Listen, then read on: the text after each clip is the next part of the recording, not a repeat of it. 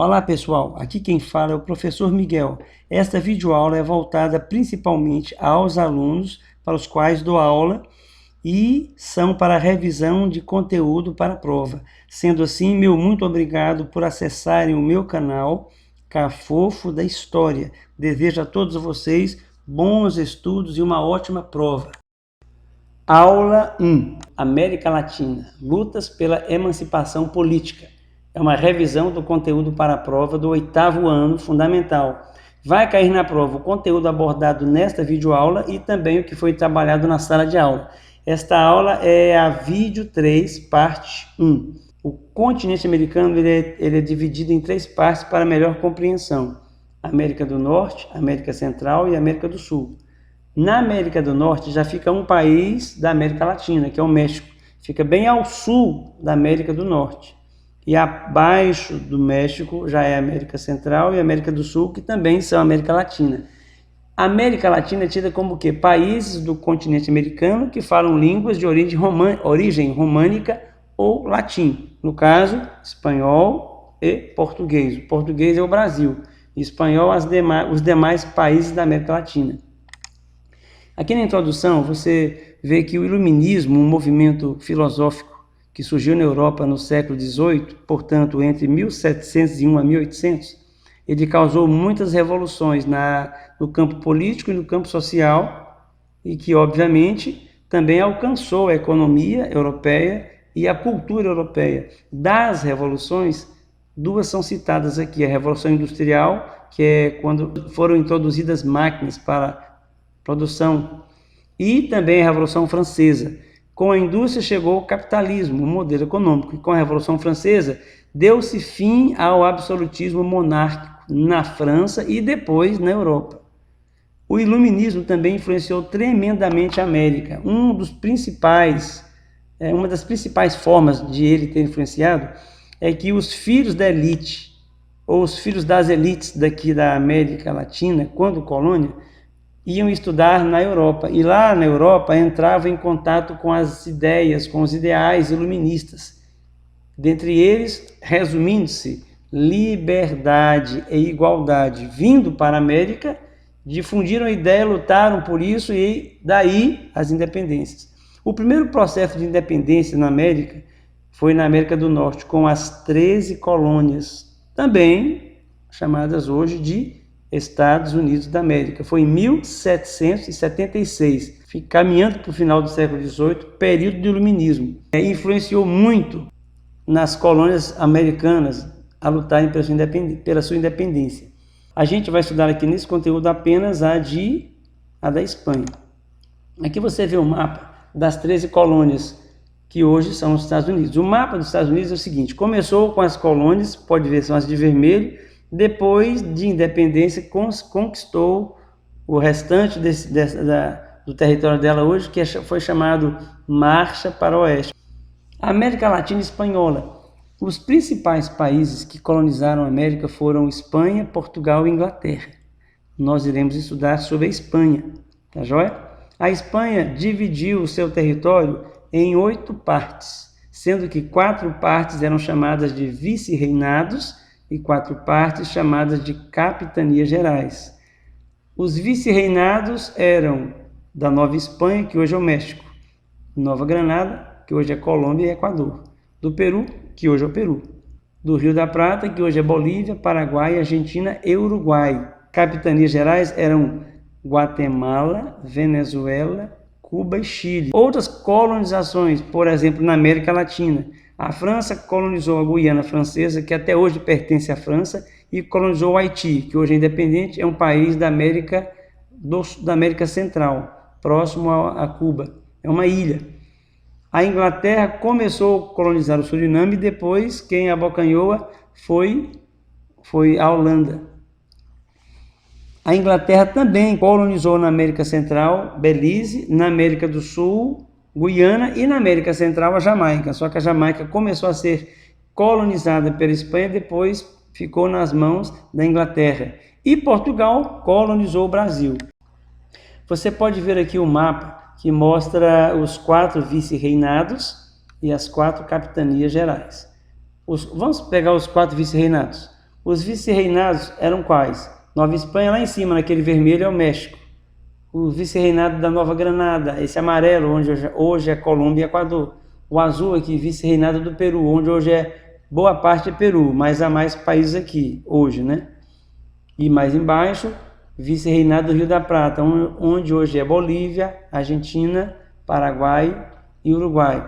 Do lado direito, você vê Capitania Geral de Cuba, uma ilha próxima aos Estados Unidos. Depois, Capitania Geral da Guatemala, que fica na América Central, logo abaixo do México, que se dividiu em outros países, que a gente vai ver depois. A Capitania Geral da Venezuela, esse nome é conhecido já, né? Venezuela, um nome bem atual. E Capitania Geral do Chile, também um país que faz fronteira do lado oeste com o Oceano Pacífico e do lado leste com a Argentina. E no meio deles fica a Cordilheira dos Andes.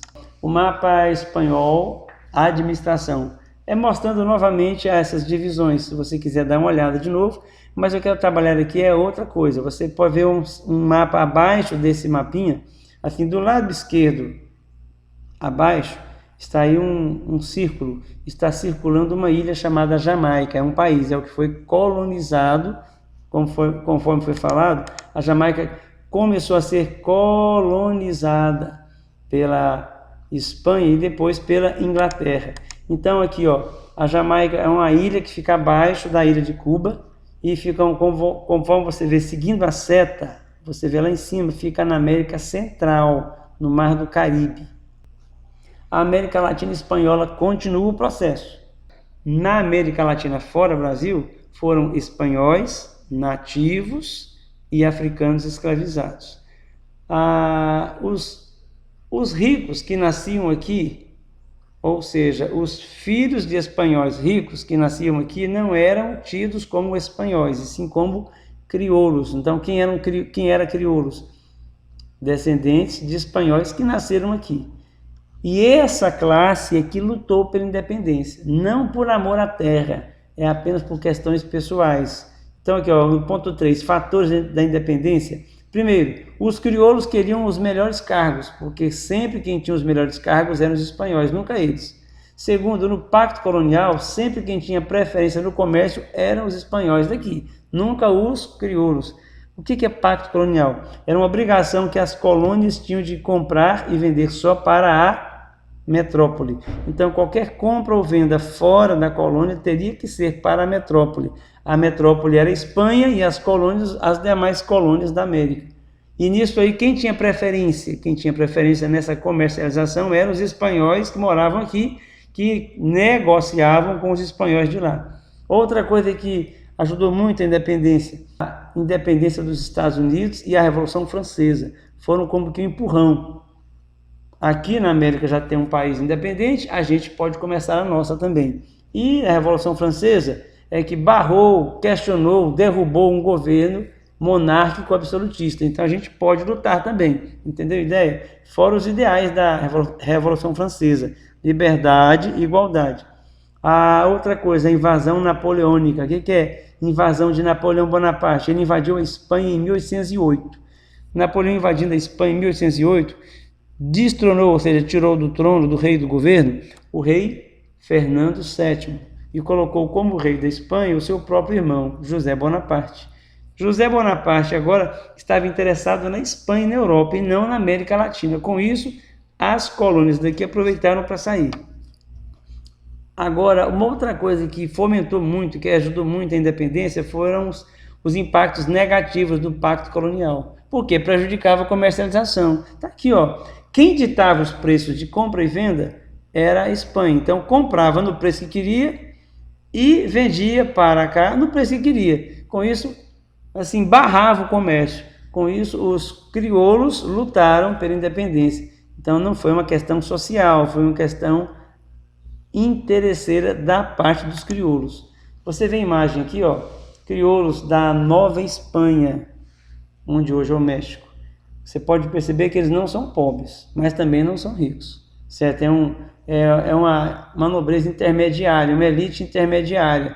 Se fosse Brasil, o espanhol seria o rico e aqui seria uma classe média. Então, a nobreza aqui não era nobreza, eram crioulos, elite era crioulos, os descendentes espanhóis. Pode ver que o padrão deles é acima do pobre e abaixo do nobre. A emancipação política das colônias espanholas. O México, em 1816, começou a lutar pela independência. E os seus militantes reivindicavam o quê? Por exemplo, emancipação política, independência. Reformas sociais. Em outras palavras, não apenas uma classe ser cuidada, mas todos, pobres e ricos, serem cuidados. Até então, sempre a elite que se dava bem. Eles queriam agora que todos, inclusive a pobreza, mudasse de nível, fosse assistida. Queriam o fim da exploração indígena. O México é um país que foi formado por indígenas. Os astecas, que são os que formaram a população mexicana, são até hoje, assim, a fisionomia é de asteca.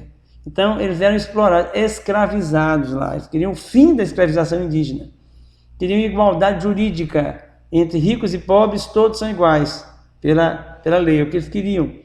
E a reforma agrária, pegar muita terra na mão que estava de um só, ou seja, latifúndio, que pertencia a um latifundiário, e redistribuí-las para colonos, para quem sabe mexer com terra, mas não tem terra, para o pobre. E esse processo, essas ideias surgiram de 3 pessoas em particular, 2 padres e um camponês. Os 2 padres eram chamados Miguel Hidalgo y Costilla e José María Morelos y Pavón, e o camponês era Vicente Guerreiro. Agora, como se deu esse processo de independência? Começou em 1821. Os crioulos queriam independência, mas não queriam mudança. Aqui os crioulos queriam independência para que eles tivessem o poder, queriam tirar o poder político dos espanhóis e eles assumiriam o poder, mas o povão continuasse na mesma. E alguns dos crioulos queriam a monarquia e outros queriam a república, mas quanto que eles que fossem os governantes. Em 1821, do meio dos crioulos, ou da elite, Agustín de Iturbide, ele conseguiu proclamar a independência, foi empossado ou coroado imperador e aí sufocou a revolta, ou seja, conquistamos o que queríamos, aí estamos no poder, então o movimento acabou. Então o povo continuou do mesmo jeito. Em 1824, Iturbide foi assassinado e a república foi implantada pelo agora o primeiro presidente, General Guadalupe Vitória. O Brasil e o México são os únicos países da América que começaram como monarquia. Os 2 padres, né? O padre Miguel Hidalgo e o padre José Maria, e o camponês também. Então, eles estavam lutando pelo povo. E olha como que era aqui a pirâmide social. Lá em cima eram os espanhóis, abaixo os crioulos, abaixo os mestiços e abaixo os pobres. Escravos, negros, índios, mulatos, misturas.